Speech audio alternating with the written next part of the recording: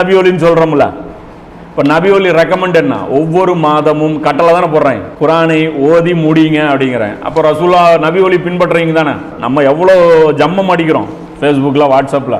ரசூலுடைய சுண்ணத்தில் இருக்கோம்டா. எங்கே இருக்கிறோம் சுண்ணத்தில்?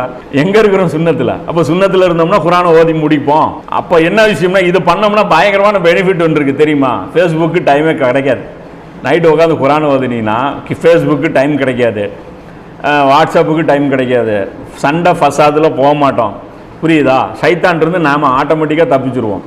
நைட்டு நம்ம மேலே என்ன இறங்கும்? அந்த மேகக்கூட்டம் இறங்குமா? இந்த மேகத்தில் வந்த மலக்குகள் நம்ம மேலே இறங்குவாங்களா? சக்கீனத்து இறங்குமா? அப்போ நம்ம உடம்புல எல்லாமே ஆட்டோமேட்டிக்காக ரீசெட் ஆகி அல்லாவுடைய அந்த இதை ரிசீவ் பண்ணுறதுக்கு ஆண்டனா ப்ரிப்பேர் ஆயிரும். அந்த ஹிதாயத்து வாங்கிறதுக்கு உண்டான அந்த குவாலிஃபிகேஷன் நமக்கு வந்துடும். இதுதான் இம்ரான் ஹுசைன் சொல்லிட்டு இப்போ சொல்கிறார்ல, புரியல யாருக்குமே அவர் பேசுகிறது. ஏன் புரியல? நீங்களும் ஒவ்வொரு மாதம் டெய்லி குரான் ஓதுங்க, புரியும் அவர் ஏன் பேசுகிறாரு, எதுக்கு பேசுகிறாரு. அவர் ரசூலுடைய வாழ்க்கையை ஸ்டடி பண்ணு, அல்லாவுடைய தீன் என்னன்னு பாருங்கள், இதையும் பாருங்கள், இந்த செயல்களும் செய்யுங்க. அதனால் அல்லாஹ் சொல்கிறான். இது எல்லாருக்குமே அல்லாஹ் எல்லா கல்வியும் கொடுத்துட மாட்டான்.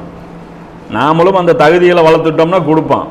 ஆனால் விஷயம் என்னென்னா, அதுக்காக உழைக்கணும். இந்த உழைப்பில் மிக முக்கியமானது குரானை ஒரு மாதத்தில் நிறைவு செய்வது. அப்படி நாம் செஞ்சால் நாம் சொல்லலாம் அல்லாவுடைய தீனில் இருக்கிறோன்ட்டு. இதை செய்யலை அப்படின்னா நாமளே ஏமாற்றிக்கிறோன்னு அர்த்தம். புரியுதா? இது மஸ்ட்டு, கம்பல்சரி செய்ய வேண்டிய ஒரு வேலை. இப்போ இதில் ஒரு பேட்டர்ன் இவர் டிசைன் பண்ணி கொடுக்குறார் இம்ரான் ஹுசைன்.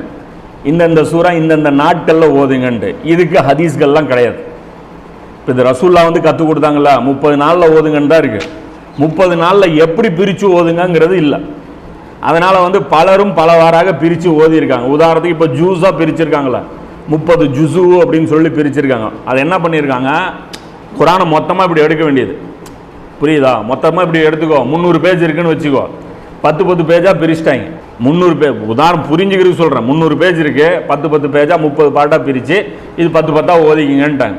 இந்த பேட்டர்னில் ஒரு பிரச்சனை இருக்குது. என்னன்னு பார்த்தீங்கன்னா, சூறாக்கள் உடையுது. இதில் பார்த்தீங்கன்னா ஒரு பேஜ் மட்டும் அங்கே இருக்கும். இந்த 90% சூறா இங்கே, ஒரு 95% சூறா இந்த ஜூஸுல் இருக்கும்.